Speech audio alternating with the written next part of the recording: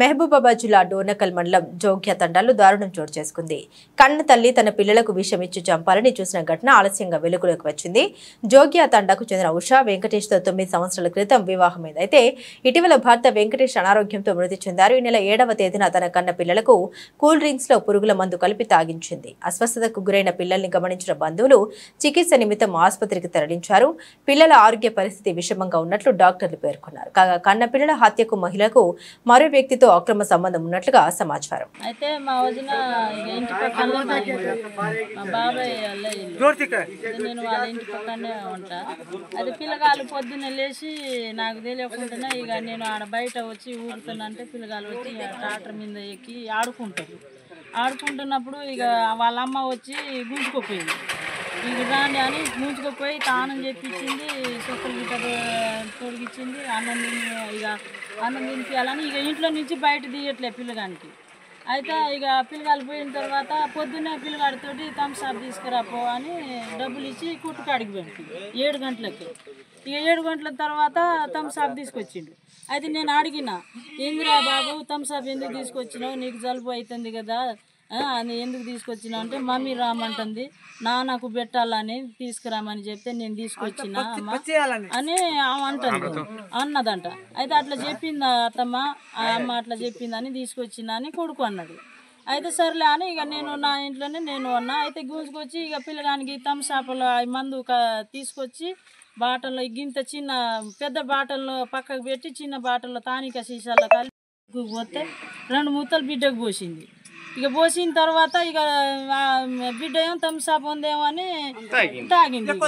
ఎక్కువ తాగిన తర్వాత ఇక మళ్ళీ అమ్మాయి ఇంట్లో కక్కుతూనే ఉంటుంది. ఆ ఇంట్లో కక్కిన తర్వాత బయట వెళ్ళకుండా ఇద్దరు పిల్లగానికి తలుపు వేసుకొని లోపల బేడం వేసుకొని బకెట్లో ఉంది, మన కార చుట్టలు పెట్టే బకెట్లోనో కక్కుతుంది. అన్ని మూత వేసి దాచింది పైన, మాకు ఆవుపడకుండా దాచిన తర్వాత పిల్లలు ఇక తడబడ చేసి బయట వెళ్ళకూడదంటే వాళ్ళ నాన్నమ్మను వాళ్ళు మేమందరం ఉన్నప్పుడు కాళ్ళ మీద కింద ఎగిరి మన చేపలు పడినట్టు ఎగిరి పడతారు, కక్కుతున్నప్పుడు ఇక ఏంది అసలు ఇది తానికి పోస్తే ఎర్రగా రావాలి, ఇది పచ్చగా రావటం దీనివల్ల అని చూస్తే ఇక అసలు సోయి లేకనే పడ్డారు కింద.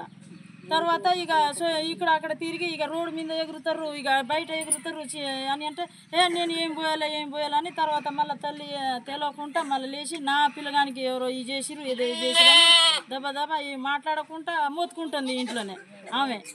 ఆమె మోతుకొని ఇక నేను ఏం చేయాలి, నేను పోయలేదా అని పిల్లగానికి వేసుకొని మేము వెళ్ళిపోయేసరికి అమ్మాయి నా బిడ్డ ఉంది, నా కొడుకు అంది, జాలితోటి పోట్లే, నేను పోను, వాళ్ళు పోని ఇక మాకు అవసరం లేదు అని ఇక ఎవరు తిట్టినా ఎవరు కొట్టినా పోట్లే హాస్పిటల్ కూడా. బాబాయ్ను ఇక 2 బాబాయ్లు వేసుకొని పోయారు ఖమ్మం హాస్పిటల్లో పోయిన తర్వాత ఏమన్నారంటే ఇక హాస్పిటల్లో వాళ్ళు సీరియస్గా అయినప్పుడు ఏం దాగిర్రా గిట్ట మందు గిట్ట ఏం పోసిర్రా, ఏం పచ్చగా పడుతుంది, మరి ఇది తానికి లెక్క లేదు, తానికి తాగితే ఏం కాదు, ఇది మందు లేక అవపడుతుంది అని ఎక్స్రేలు చూపిస్తే నేను ఏం పోయలే అని మాట్లాడకుండా ఇక పిల్లగానికి వదిలిపెట్టి పారిపోయింది. పారిపోయిన తర్వాత మేము అందరికి పోతే వాళ్ళందరూ అట్నే ఉంటే మా మీద దాడి చేసిరు వాళ్ళు.